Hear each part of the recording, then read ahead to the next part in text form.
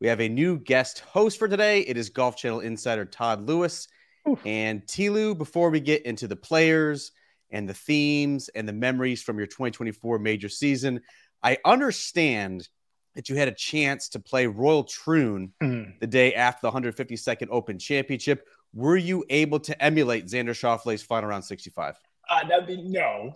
Man, it is a hard golf course. And I played alongside my colleagues from the Golf Channel, including our own Johnson Wagner, who has become a live front legend.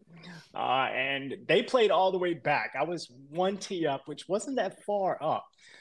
Man, that's a hard golf course. I did not get to 8 feet on the postage stamp. Wow. And missed the putt, but lifted out.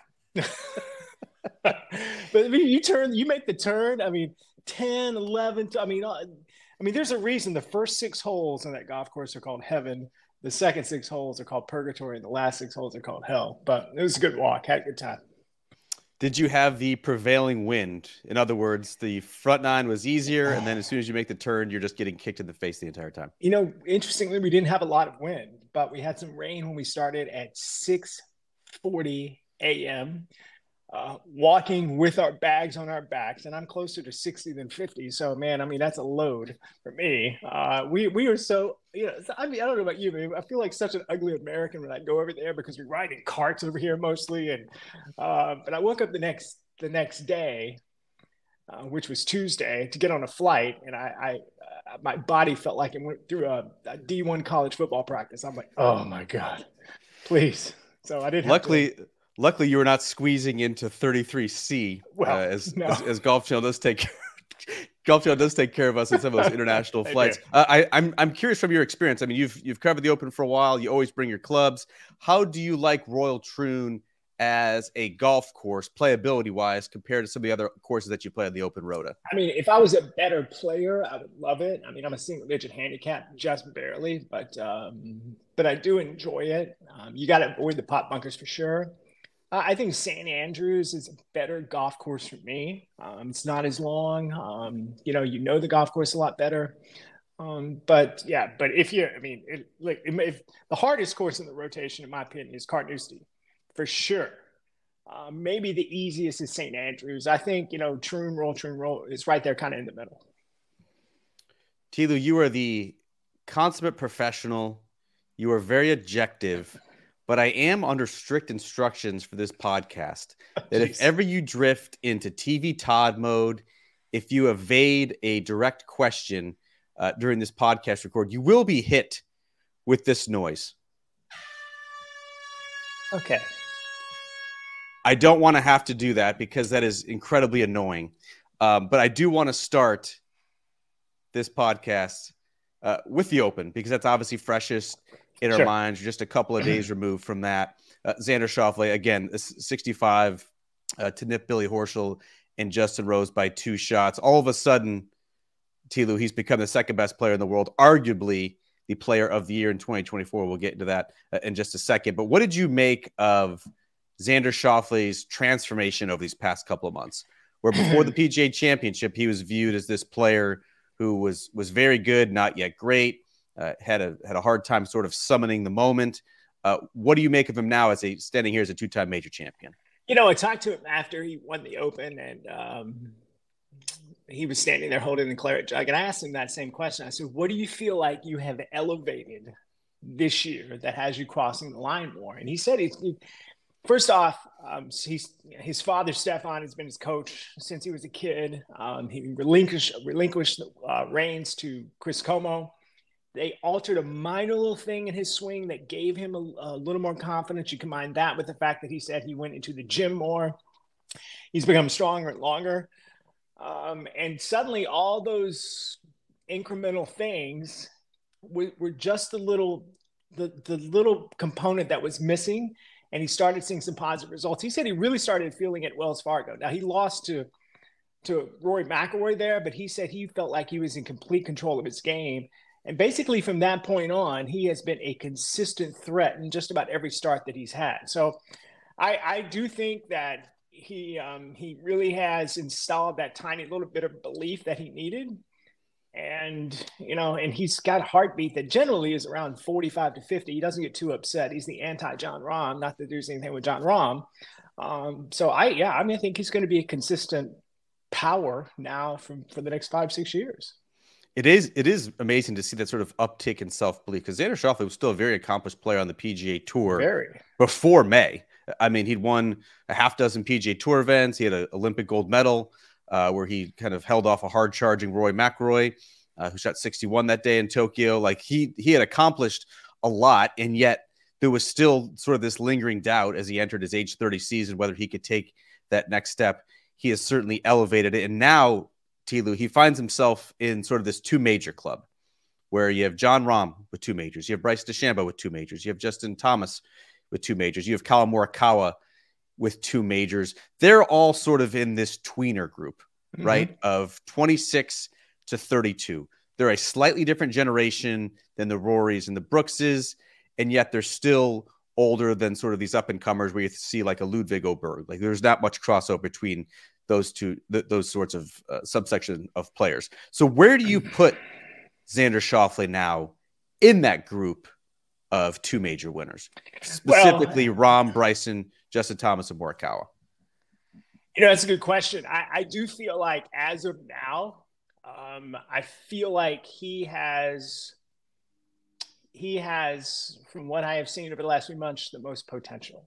I do think because, you mentioned Brooks and Bryson and Jon Rahm and those guys. I mean, look, I'm not here to slam Liv, but those guys aren't facing the quality of players week in and week out that the guys on the PGA Tour are. So I feel like Xander is, from all the things that I mentioned and that confidence and that belief, I think that he has probably the better potential to get 4, 5, maybe 6 major championships once his career is over from that group that you mentioned.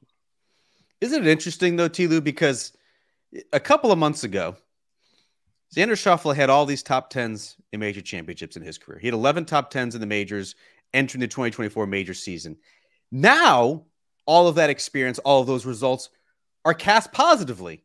Like they were just a springboard for this success. When you look at the totality of his career now, he has 15 top 10s in major championships. That in major championships, that's more than any of them. I also left out Scottie Scheffler of this 2 major club, and I'd be curious to get your thoughts on that sort of comparison now. But rather than being cast as missed opportunities earlier in Xander's career, now that the trophies have sort of caught up with it, the totality of his career makes you wonder, is this a player who in the next year or two can pick off the career Grand Slam? You look at what Xander Schauffele has done in the other major championships, in the Masters, 4 top 10s and 7 career starts. In the U.S. Open, 7 top 10s in 8 career starts. He's never finished worse than 14th. We're looking at a player potentially who could pick off the career Grand Slam next year. Right. I mean, you know what's interesting about this, Lap, and I love your take on this too, is when we were talking about Xander Schauffele, I mean, his last win prior to this year was in 2022 at the Genesis Scottish Open. From that point until he won this year, we really didn't criticize him a lot because he established a residency in the official world golf ranking top 10 because he was so consistent. It wasn't like, oh man, he's failing. No, he's failing. It was kind of like either consciously or subconsciously in the media or with fans or maybe even within himself. It's inevitable. And when he wins, that is the thing that is going to unlock tremendous, not potential, but just validation that he is an incredible player.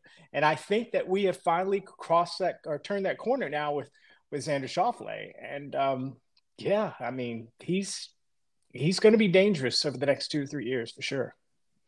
I know why we do it, because we have shows to fill, we have podcasts to record, we have stories to write. Like, got to fill the black. We have to talk about something after every round, after every event, after every month, after every year. But I do think Xander Schauffele is a perfect case study of why it's always dangerous to criticize players or write off players for not winning enough. That when you look, when you zoom out at 30,000 feet or you give them 3 to 5 years, you look at Xander Schauffele's resume now, and you're like, boy, this is amazing. He's got two Right. majors. He's got 15 career top 10s in major championships. He's won an Olympic gold medal. He's won more than a half dozen events on the PGA Tour. Like, that's an outstanding resume. I think it's a good reminder with these players, particularly of this age, you know, that sort of 26 to 32, to just give them a little bit of time. Up on NBCSports.com/golf right now, Todd, I laid out the argument for why Scottie Scheffler versus Xander Schauffele is actually a pretty compelling debate for Player of the Year in 2024. I know we do not have to vote right now on July 24th. If you had to, though, which way would you be leaning as we head into the Olympics, which, of course, is not an official PGA Tour event, but will certainly hold some sway with the membership as well as the FedEx Cup playoffs? Which way are you leaning? Yeah, you know, look, Xander Schauffele, for all the reasons that we have talked about, is an incredible talent. And he is the latest and greatest, winning the Open. But I still think the edge is Scottie Scheffler right now. If you look at where Scottie has won, what is it, API, the Players, Masters, RBC Heritage, the Memorial, and I'm missing one, Travelers. So, I mean, those are all signature events with the exception of the Masters and the Players. I mean, he has strong fields there. I just feel like that he has proven himself to be a stronger player. I mean, look, top fives, got 10 top fives compared to 7 top fives for Xander Schauffele. He's got 14 top 10s compared to 12 top 10s for Xander. So I mean, it's a close race, but I think that right now Scottie Scheffler is still the Player of the Year. And if I had to vote, I would vote for Scheffler.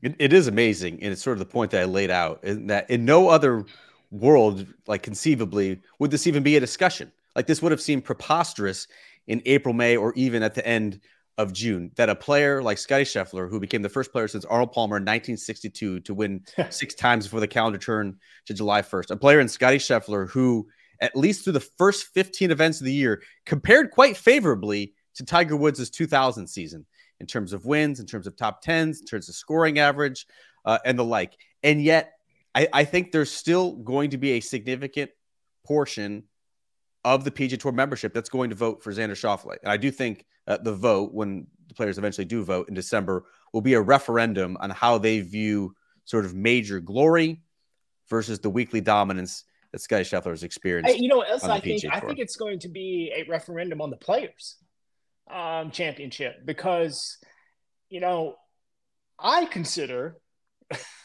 this is me, and I know this is a totally different debate we can have another time, but I do consider the Players right up there with a major championship. I really do. I mean, the PGA Tour has been weakened, Todd. But that's true. The PGA Tour has been grossly weakened by the emergence of LIV. But yes, okay, all right. That's true, but I still think it's an elite event where you have. And who did Scottie Scheffler beat in that championship? Came from 5 shots back to beat Xander Schauffele at Wyndham Clark by 1, exactly. Yep. So, I mean, he was 5 down. I mean, and that takes a lot of guts, whatever you want to call it, to come back from 5 down heading into the final round. So, I'm interested to see what the membership votes for, but I got a feeling right now they still would vote for Scottie Scheffler.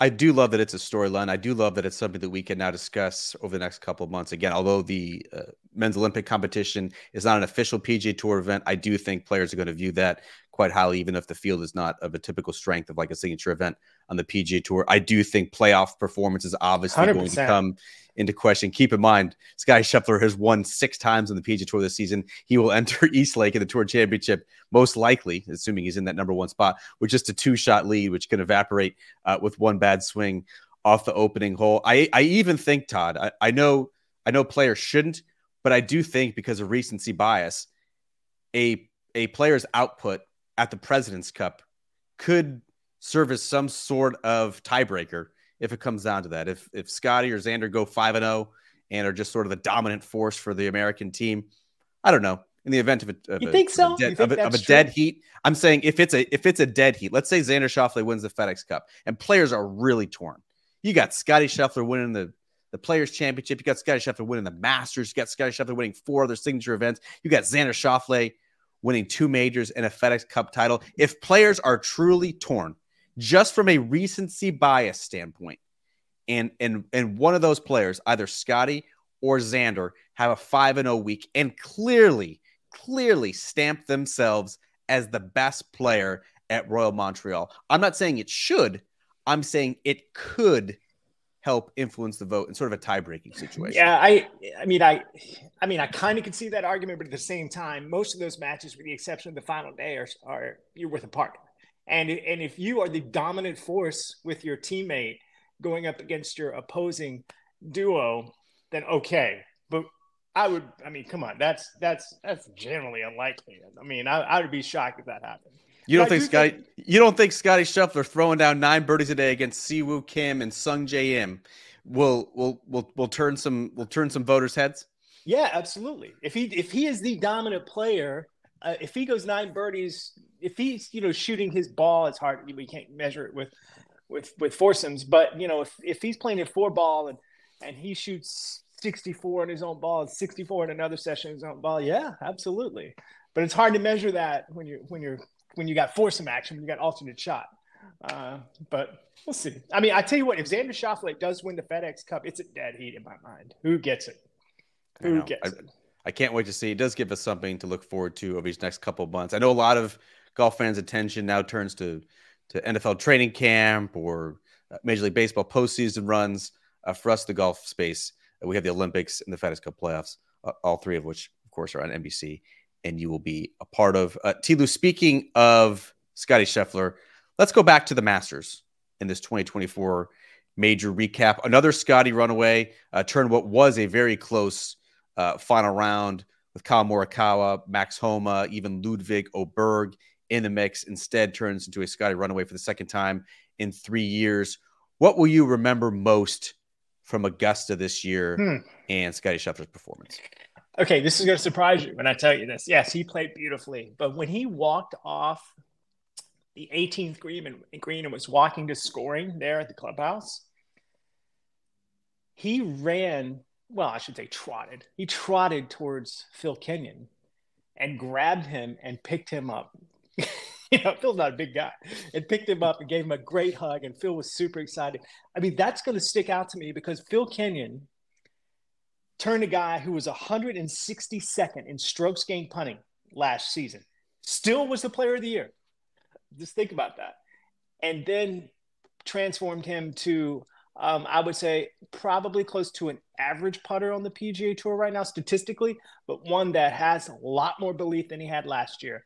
And getting on those greens that we all know are diabolical, and for him to putt as well as he did, and putt as well as he did at API and so on, I feel like that was the moment when he started working with Phil Kenyon and things started to click. And it was so appreciative that Scottie was towards Phil Kenyon and vice versa. That's going to stick out for me because that's what made Scottie Scheffler, his putting, his positivity on the greens. That's what made Scottie Scheffler in 2024. That's funny, T-Lew. That's exactly what I wrote on that Sunday night from Augusta National, where I think sort of the selflessness of Randy Smith, Scottie Scheffler's longtime swing coach, to bring in another voice. There was no ego involved. Like, this is a team that gets together and just wants to bring the best out of their prize pupil. That's exactly what Phil Kenyon had done since they began working together after Tour Championship in fall 2023. And look, Scottie Scheffler is still a streaky putter. All you need to do is look back at Royal Troon and what happened there to see, that he's still going to have good weeks and bad weeks. What was he, 136 in strokes gained putting at Troon? He had the 4-putt from off the front of the 9th green that sort of torpedoed his chances to win the Claret Jug this year. But by and large, Scottie Scheffler has at least neutralized what was an outstanding weakness, has given him a lot of confidence. He looks like an entirely different player as we sit here in July as opposed to in February. And I will say this about Royal Troon. I do think if you look at what Scottie has been working on with Phil Kenyon, a lot of that work has been done on very fast Bermuda greens. And that's something, again, that he is a little, still, even though he is better, he is still, in my opinion, a little fragile when it comes to confidence with his putting. And when you get on a surface, like the greens there at Troon were 10 to 10.5. Generally on the PGA Tour, they're 11.5 to 12. That's what he's used to, and that's where he's established this belief over the last year or so. So when you get on a surface that's a little different, I think he's a little challenged right now. He needs to be a little more comfortable on those lower speeds. And he's certainly not the only player who No, struggles with that adjustment. I do think there's probably something to be said for playing the week ahead of time at the Genesis 100%. Scottish Open, as Xander Schauffele did, and former winner of the Scottish Open a couple of years ago. Peek us behind the scenes, T-Lew. I know this is sort of the insider edition of the Golf Channel podcast with Rex and Lab. What is your week like at Augusta National? Because of all the rules, because of some of the media restrictions, obviously we can't go inside the ropes. Some of the player access is a little bit limited. What is that week like from your perspective as a Golf Channel insider working for Live from the Masters, trying to gain insights into these players and their teams and relay that to the general public? Well, I mean, I want to hear yours as well because you are an equal insider. But I mean, it's hard. It's hard. It's definitely hard. I mean, first off, I feel like, I don't know how you feel, but we, just like the players, are measured on how we perform at major championships, because those get the most attention. I mean, the most eyeballs are generally on Golf Channel during the Masters, to be honest with you. For the other major championships are not far behind. But that week is challenging because, as you know, we do not get heavy access. We're not entitled to walk inside the ropes where you and I can do that and get a lot of information. I walk a lot of practice rounds with players and talk to them, get some insights. And we're not allowed on the player practice area. We can't walk on the range. We're not supposed to be inside the ropes in the putting green. So what I do, this is insider information. The media center, for those watching, is at the back of the range. So players are hitting towards the media center, and it's far from the golf course. So I leave the media center. I tend to walk down to the player practice area where they're hitting balls, try to grab a player as they're walking from the practice area to the cart that's going to shuttle them to the clubhouse. Then I'll walk to the clubhouse. I'll walk into the player locker room.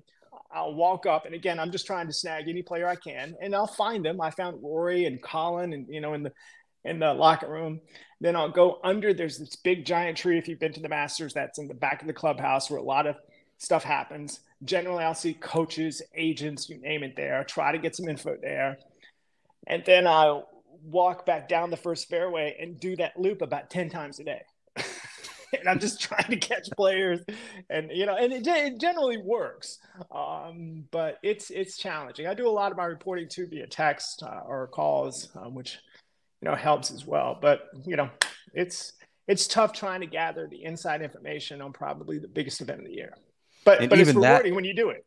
And even the phone calls or texting is a challenge, because those agents, those coaches, those team members don't have their phones on site. Right. They're just like everybody else, or just like any other patron. Do not have that access. It's certainly a challenge, but it's one that we always look forward to. I think it makes, I know from a writer perspective, right? Like, I think it makes my job even more rewarding if I can pull it off. If I can sort of overcome all those obstacles in the reporting, in the accessibility, and still bring you a game story in which you had something that you didn't already know from watching the CBS telecast, like that sort of makes me feel good on Sunday night. And I'm sure with your reporting as well as your sit down interview with the Masters champion each and every year, that's sort of like a high point of the year to me as well. Yeah, I mean, look, you and I feel like we got into this industry to service our viewers. I mean, people click on golfchannel.com or NBC Sports. They're not just goofing around on the internet and stumbling across those websites. Same thing for TV. People aren't just going through to Bravo and ESPN, blah, blah. Oh, look, I was Golf Channel, I'll just stop there. No, they go there. That's a destination channel. And I feel like, it's a beautiful responsibility to service our viewers, our readers, our listeners, whoever you want to call it, to give them the most critical information that they can have to enjoy the product. Todd, another reporting question for you as we transition to the PGA Championship, because the focus once again was on Scottie Scheffler, even though he tied for 8th that week.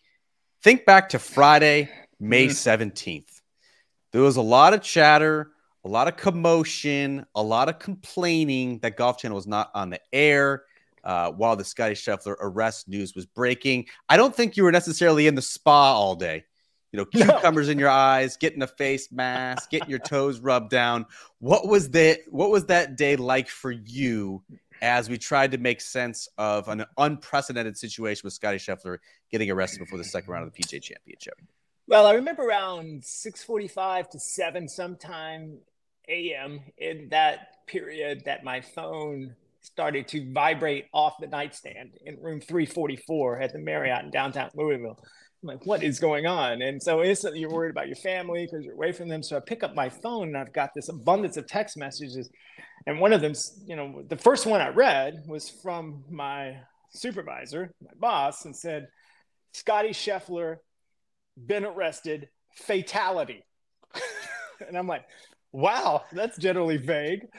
So I start trying to figure out what's going on, and I turn on ESPN and looking around, and I'm like, wow, he's been arrested. And so I worked my way up to the Golf Channel via local news stations in markets across the country. And so I immediately turned on local news, and they were talking about this story, and then boom, Scottie Scheffler's mugshot appeared. I'm like, wow, this is for real. I got up, got dressed, threw a hat on.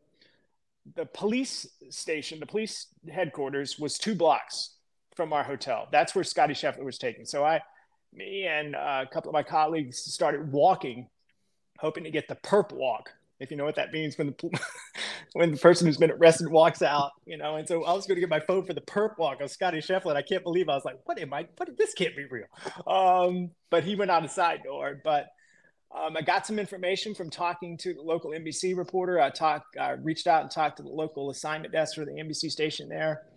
Gave me some insights and all these stuff that's called PIO, Public Information Officer. That's what we deal with in the news industry. So I'm like, wow, this is really happening. So I then go to Valhalla. This is actually kind of funny. I go to Valhalla, and NBC News with Lester Holt wanted to do an interview with me for the nightly news. And so I go into this auxiliary building. I don't know. It's not the clubhouse. And I walk in and I see these very big, muscular guys with jackets on and things in their ear. And I'm like, what's going on here? And one of the workers for the PGA of America said, hey, inside in a meeting right now is the mayor of Louisville, the governor of Kentucky, Seth Law, the outgoing CEO of the PGA of America, and the lawyer representing Scottie Scheffler. And I'm like, oh my, well, this is a big deal. So I go up to this other room to do my recording or interview with NBC News. And as I'm done, I'm not leaving that building until I find out what's going on. I hear in the room next door, the walls are kind of paper thin. I hear this conversation. Yes, Your Honor. Yes, Your Honor. We'll be there Tuesday. Yes, Your Honor. We're going to plead not guilty. I'm like, well, that's the lawyer. So I waited and waited and waited until finally the lawyer, who I've never met, his name is Steve Romines, I didn't know his name, never seen his face. He walks out, and I go up to him, and I have yet to meet a high-profile defense attorney that doesn't want to go on TV. And so I went right to him and said, hi, Mr. Romines, my name is Todd Lewis with NBC Sports and the Golf Channel. Can we ask you a few things about Scottie Scheffler? And he said, absolutely. And he came out and he gave Scottie's version of it while he was still playing golf. He was playing golf at that moment. And, he said, one of the big things is that he said, I asked him, I said, will there be any plea here? Well, and he said, no, we are not going to have any settlement either. They're going to prosecute us with the charges that are presented to us, or they're going to drop them. And I think that was a big thing. That was the first time we heard him say that on camera or to any reporter. And, but yeah, that was my day. And then talking to Scottie after, who I think he handled himself beautifully after that round. I mean, it was a crazy day. It was a very crazy day. One of the most, unforgettable. And I've had some pretty wild things happen in my 18 years at the Golf Channel. That was one of the most unforgettable days of my career. That's where I wanted. I mean, that's where I wanted to go next, T-Lew, because I don't want to overstate this and say this was the craziest day that you've ever had in your career. You covered the hydrant. You covered the Tiger crash in 2021. You've covered other sports as well prior to getting to the Golf Channel. Where does that rank in terms of bizarre, surreal, sort of nerve-wracking to try and report and find out all the facts? Where does that rank for you personally? I think Tiger hitting the hydrant in Orlando, and then all the things that came after that, his press conference at Sawgrass and the international hysteria and the scandal. I think that was the craziest for sure. in my opinion. But probably considering who it was, Scottie Scheffler, who I feel like anybody on the property of Valhalla, if there's one person that was not going to violate the law, it's Scottie Scheffler. And that's like the most amazing part still. That's what I'm saying. That's what's amazing. He is arrested and charged with a felony while trying to get to a golf course to exercise his craft. That's probably number 2, right behind the hydrant. It was bizarre. That Friday, I think told us a lot about Scottie Scheffler. His ability to sort of compartmentalize, his ability to sort of withstand some of the emotional tumult.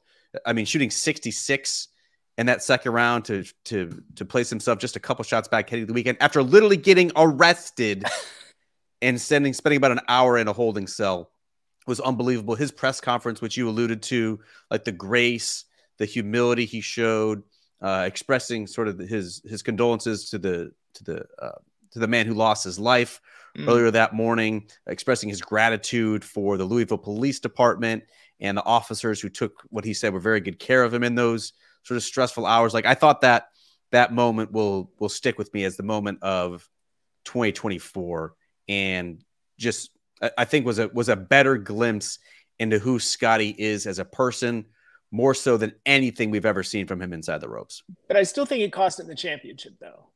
Because if you remember that Saturday, even though he finished tied for 8th, that Saturday he shot 73. I'm going on memory. I think that's right. He shot 73. First time all year that he shot over par in a round. And we reported this at Live From, and I had a chance to talk to him after his round. I don't believe he went to the media center. I don't think he talked, or maybe Correct. he did. But I think so. Yeah, no, he didn't, because I went and found him, and I said, "Hey, everything okay?" And he kind of in a voice and a look of fear said, "Hey, before my round, I talked to my lawyer, Steve Romines, this morning for about 30 minutes, and wow, they're charging me for a felony. They think that I assaulted a cop." I mean, he was just taken aback, and it was a high distraction for him that day. And so, yeah, I mean, if he shoots 68 that day instead of 73, if he wasn't arrested and he didn't have that distraction, we'd be talking about Scottie Scheffler. Maybe it's a 2-time major champion this year. I mean, can you imagine what the dialogue would have been had Officer Gillis not been there? Had Scottie Scheffler gone on to win the PGA Championship over Xander Schauffele and Bryson DeChambeau? Had he then begun 2024 with the Players Championship, a Masters, the PGA, and then heading into the U.S. Open at Pinehurst? I think that'll be one of the great what-ifs, certainly, of the year, if not in recent memory. Speaking of Pinehurst and the U.S. Open, T-Lew, where Scottie was a non-factor, said he really struggled off the tee, sort of visualizing where his shots were going to end up with all those sandy waste areas outside the fairways, finished outside the top 40, his worst result of the season. I think we had the tournament of the year. The Bryson DeChambeau, Rory McIlroy duel, Bryce DeChambeau winning his second U.S. Open title and first since 2020 in the COVID U.S. Open. To me, those were not even comparable events in terms of electricity, in terms of interest. I mean, there was no one at Winged Foot because of COVID. At Pinehurst, it actually seemed, and Rex and I got into a spirited discussion about this, whether Bryson was actually the people's champion, where people were actually pulling for Bryson over an immensely popular player in Rory McIlroy. With your boots on the ground, you experiencing it yourself firsthand, was Bryson actually the most popular person on property, which would have seemed unthinkable a couple years ago? I think he was at least equal on that Sunday with Rory McIlroy, for sure. I think the fans understand the baggage that Rory has, not winning a major championship since 2014. So there's a sympathy towards Rory McIlroy, and there's obviously Rory McIlroy has this tremendous likability as well. But I don't think, probably since Phil Mickelson, at least in his prime, we have seen a better showman on the golf course than Bryson DeChambeau. Now we can, is this calculated? Is this genuine? I think that's a little bit of both there. I think he genuinely does love golf. I think he does understand that being more of an entertainer is going to increase his brand and his popularity, which is something I think he feeds off of. And I don't think there's anything wrong with that. I'm not sitting here criticizing him. Everybody's got their own way of doing things. But Yeah, I mean, I think that there was a very large camp rooting. I heard it, I saw it, rooting for Bryson DeChambeau. I mean, Bryson is a needle mover. He's a meteor still. I mean, I know he's not playing on the PGA Tour, but probably of all the live players, he has done the most, in my opinion, to make himself noticeable, relevant out on the world stage. And, for him, he smiles a lot. He enjoyed himself at Pinehurst. He ran around with the trophy so everybody could touch it. I mean, yeah, it's a wild scene, but I mean, he is a force. There's no doubt about it. He proved it there at Pinehurst. You mentioned the word showman, and I was not, I had not gone down the rabbit hole of Bryce DeChambeau's YouTube channel, despite how often he pushed it in his press conferences. All you need to do to understand Bryce DeChambeau and how he now behaves on the golf course, all you need to do is look at the video that he posted with former President Donald Trump and now the Republican candidate for this year. Again, this is a no politics zone. I'm not getting into the politics of this, but watch that video and you understand how Bryson now views live events, how Bryson now views major championships. He was engaging. He was full of energy. He had so much enthusiasm. He was a captivating watch. Bryce DeChambeau is all of that and more when you go watch him in 2024. The lessons that he has learned from YouTube and content creation that way is translating in a way that I think a lot of PGA Tour players do not understand. When there's so much focus on the product now, like there's so much focus on the product now and being more than just a great competitor. There's more than just being the stone-faced, stoic player like a Patrick Cantlay, who has always just assumed that excellent golf is going to take care of everything. Bryson, I think, is one of the few players in golf who understands the dual responsibility of being both an entertainer and a great competitor. He threads that needle better than anyone, and I think he proved that in 2024. And that is a learned thing from him. I mean, that is something that is not in him. He had to learn that because when he even admits this, when he was immature and kind of acting like a jerk, he said, I did that.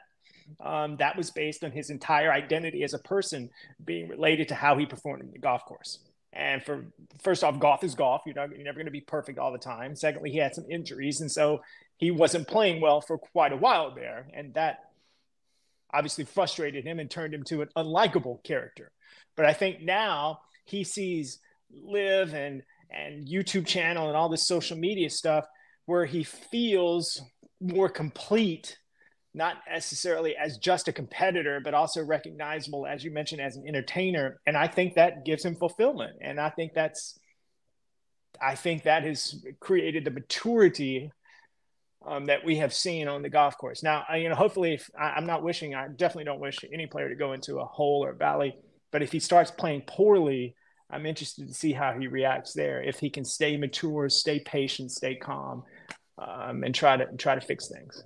Yeah, all of the skeptics or the cynics in the situation who say that Bryson's act is not genuine, it's not sincere. My response to that has always been, I don't care.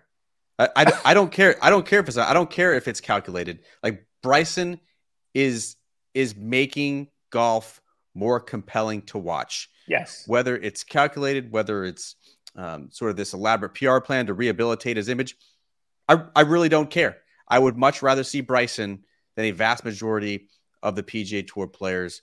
Kudos to Bryson, who I think was certainly the entertainer of the year. Yeah, and I will say, I've been on the planet quite a long time. I can tell when someone is just not a nice person. I think generally Bryson is a good person. I think he just does things differently with the one shaft irons, being the long drive guy. Now he's got irons with bulge on the face, and he's, all these other weird things that he's doing. Different is scary. People don't understand different. And it was scary to him a bit because he wants that outside validation. There's an insecurity when he brings that out there that this is going to work. And I feel like over the years now he's gotten it. And I think that has added to his maturity. But I think in his heart of hearts, I think Bryson's a really good guy. T-Lew, how about the other protagonist of that U.S. Open at Pinehurst with Rory McIlroy? The 3 bogeys in the last 4 holes, didn't talk to the media afterward, got off in a huff. Did that result and the way that Rory McIlroy lost that U.S. Open forfeiting a 2-shot lead with 6 holes to play. Does that result make you more or less confident that Roy will win a major in 2025? Oh, that is a great question.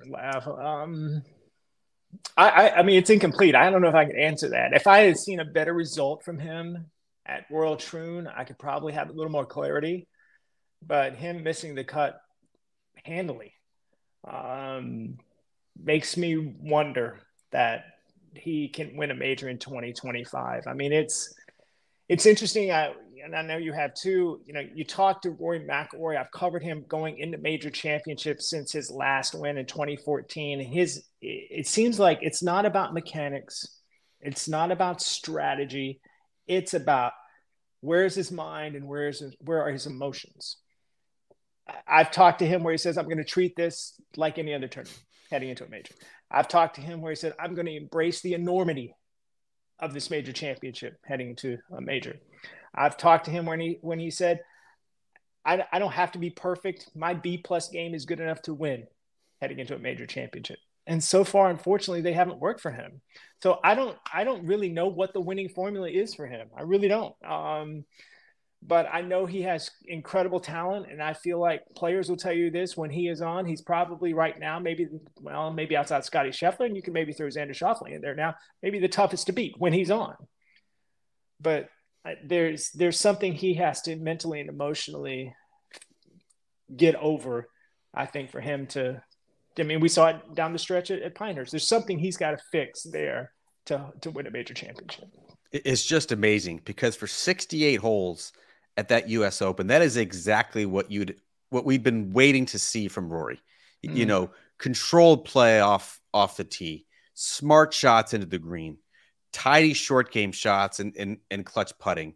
He was making a rally in that final round. He was 4 under for the day, heading into the late stages. Like, that was the round we wanted to see. We wanted to see Rory go out and take it. We wanted to see Rory go out and shoot 65, 66 to capture a major championship, win the first one since 2014. The fact that he didn't in such spectacularly difficult fashion, missed the 2.5-footer on 16, and then the very difficult 4-footer on the 72nd hole. Like, I think that's going to linger. I made the point on the podcast on Sunday that I think if Rory had his druthers, if Rory had his way, he would take a long sabbatical at this point in the year to process what happened, formulate a game plan for what this next stage of his career could look like. I think it was that difficult of a loss. He always goes back to the 2011 Masters where he shot 80 in the final round when he had a 4-shot lead. He always goes back to the 2022 Open Championship where he shot 70, got lapped by Cam Smith on that final day. To me, I don't know how you cannot say that Pinehurst Open was not the most crushing and the most difficult of his career because he was so close. He done everything that he wanted to do, and it still wasn't enough. The only thing I would say to that, if you want to go back to 2011 and he shot that terrible round in the final round of the Masters, what did he do at his next major start? He won the U.S. Open, excuse me. So I want to believe that, I mean, Rory is a deep thinker. I want to believe, and maybe it was just too raw at the Open. I want to believe that you're going to learn more from your failures than your successes, and that he is going to understand. He's talked about it. He talked about the Scottish Open. You know, I lost my focus. I started watching what Bryson was doing instead of concentrating on what I needed to do. I want to believe he's going to learn from that, and if he puts himself in that opportunity again, he's going to change his mindset, change his emotions, maybe his strategy, whatever. That can happen. He's been playing for too long to not learn from what happened at Pinehurst. So I hear what you're saying, but I think Rory is a good enough talent that I think he can learn from what happened at Pinehurst and use that to his advantage moving forward. Yeah, he's certainly proven to be durable. Like you mentioned, 2011, he won his first major championship 2 months after that. Right. We talked about the 2022 Open the following month. He won the FedEx Cup title, the third time that he has done that in his career. Like, I still think he's going to have a great FedEx Cup playoffs. There's no reason to think that he wouldn't do so. I do think, though, as he formulates a game plan for 2025, there are some holes in his game that exist. There is sort of a volatility or a variability in his game that exists that doesn't exist in Scottie Scheffler's game, that doesn't exist in Xander Schauffele's game. And as much as we focused last week at Troon about Justin Rose and sort of the gap between major championships wins between Marion and what could have potentially been at the Open, Rory's looking at the same gap when we get to 2025. It would be 11 years. He would be historically resilient if he wins at Augusta National. No one has ever needed that many attempts to complete the final leg of the career Grand Slam. Rory is the gift that keeps on giving when it comes to content and predictions, because there is so much obvious talent, and yet there's so much scar tissue that he needs to sort of forge his way through as well. All right, quickly then, beyond 2025, do you think Rory's going to win a major again? Oh, absolutely. Yeah, absolutely. He's still 35. He's in great shape, but I do think he has to work through it. I do think there are some changes that he needs to make. I'm not saying that he should blow it up and start all over again, but I do think there's some frailties in his game, particularly his iron play, that do need to be addressed. That's a fair point. Yeah. T-Lew, how about from a personal standpoint, as we wrap up this Golf Channel podcast with Brex and Lav, what are the best parts of major championship coverage for you? What will stand out from what you were able to do in 2024? Well, you mentioned after every major championship, and it depends on the timing. For like in the Masters, it happens after the press conference. For the other major championships, it's right as the player was handed the trophy. But talking to the winner after they have won, after they have achieved a lifelong goal, I think standing out this year is Xander Schauffele. Talking to him at the PGA Championship, you kind of saw the, you want to call it a monkey or whatever. You saw the burden just lift off of him. And, talking to those players immediately, trying to, have them relate to our viewers, their attitude and their emotions and the reality of fulfilling the dream. I think those moments always will stick out for me, because, it's really cool watching someone work so hard and in very difficult circumstances and trying to accomplish a dream and then fulfilling it. I think it's a great moment. What's your process for doing those interviews? Because just seeing it behind the scenes, right? The player wins a major championship. Sometimes he's in the last group. Sometimes like Xander Schauffele has to wait about 30 minutes for that to be finalized. Before he gets to you, Todd, he's doing a number of interviews, sometimes more than a half dozen interviews. What's your process for formulating the questions and evoking something different out of him that he hasn't already said over the previous stops? Well, unfortunate, outside of the Masters, I'm generally the third media outlet that the player comes to. But you're right, there's a ceremony, and usually he's asking questions in the ceremony, and then it's the network partner, and then it's the radio partner, and then it's me. I think I kind of have a formula. First off, it depends on what happens that day. If the guy made a birdie putt, like Xander Schauffele, when he made that birdie on 18 to win while Bryson was warming up, you talk about the events that led up to that 18th hole and everything that you were thinking as a player, and the calmness or lack of calmness that you had playing that final hole. So you need to talk about the moments that just happened, but then you broaden out about, again, I'll use Xander as an example. I'm going on memory here, but it seems as if you talk about the road and the close times that you've come, how would you describe the fulfillment of getting this? And then, then after that, you kind of push forward. So, look at the athlete and what they do, but that's just kind of a foundation. Each player has, just like each person has their own fingerprint. Each player is different, and we know them.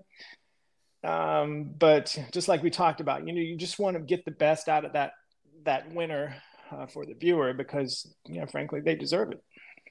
What do you want to see in 2025? What's your one wish? I really am tired of talking about the PGA Tour and PIF. for the 2025 major season, keep in mind Augusta. Okay. We go into Augusta. We got Quail Hollow. We got Oakmont. We got Royal Portrush. What is your one wish for 2025? Yes, we're all sick and tired of the PGA Tour and PIF job, but none of us want to talk about that ever again. We haven't had a playoff in a while. I know that's a toxic word for some of us, because that extends our day and our, I'd like to see a great playoff. I don't care what major championship it is. I'd like to see a great playoff between two superstars down the stretch. You almost had it. We were 4 feet from having it. We almost at the did, U.S. but we Open. haven't had it in a while. But I would love to see that. Yeah, you're right. I would love it. Bryson and Rory in a playoff at Pinehurst. That'd be great. I would love to see, guys going through 72 holes and then maybe a 3. That'd be great. 3 of the best players on the planet, or even throw some kind of wild card in there that nobody was counting on. That to me would be really cool. I would like to see a playoff in a major championship next year. That's a great call. I have not thought about that, but you're exactly right. Like, it's been a number of years since the Masters. The PGA's got that 3-hole. We had that at Southern Hills with Justin Thomas and Will Zalatoris. We have not yet had. I think that's the last one. Yeah, we had not had the 2-hole aggregate playoff at the U.S. Open yet. Haven't had a playoff at the Open Championship since Zach. That's right. 2015 at St. Andrews. Yeah. Great call. I'd love to see that as well. As long as it doesn't mess up my travel plans the next day. Like, I'm always fine with the playoff because it essentially distills everything we just witnessed over the past 72 holes into the playoff. Nothing really matters right. once you get that point. It's just head to head. I'm with you. As long as there's 2 megastars going head to head, I do think the drama will be immense. All right, T-Lew, this has been a lot of fun. Yeah. Appreciate you filling in for Rex. Whenever he wants to go on vacation with his wife, you are more than happy to sit in this seat. What do you have coming up next with your PGA Tour coverage? Talking playoffs. Playoffs? Yeah. Going to go to the Wyndham Championship, which is in my hometown at Greensboro. It's become a big event. Now the top 70 in the FedEx Cup standings make the playoffs, not 125. And then straight to Memphis. And that is equally a huge event because then we whittle it down to the top 50. You get to the signature events after that. I will take the BMW off and then in Atlanta for the Tour Champ. Sounds like how about you? Schedule. I've got the BMW Champion for a couple of days. I will not be at the Tour Championship. First time I missed that in a number of years. Going up to Connecticut and Stamford to co-host Golf Today with our buddy Damon Hack. So that's going to be a lot of fun. Cool. And then the President's Cup in Montreal, which will be great. Look forward to all of your coverage. You guys know where to find T-Lew, Todd Lewis, at Todd Lewis GC on Twitter. He's probably on Instagram as well, taking pictures and posting pictures of his adorable family. T-Lew, thank you so much for joining us. That is going to do it for this edition of the Golf Channel podcast with Rex and Lav. You guys know the drill. In the meantime, NBCSports.com/golf for all the latest news, notes, and updates from the 3M. Rex will presumably be back on Sunday night or Monday morning where we'll recap the 3M and all the happenings in Minnesota, as well as transition and look forward to what will be a very great competition at the Olympics, which of course you can find on NBC Sports and all of our associated channels. Thanks for listening. Thanks for the support. We'll talk to you guys in a couple of days.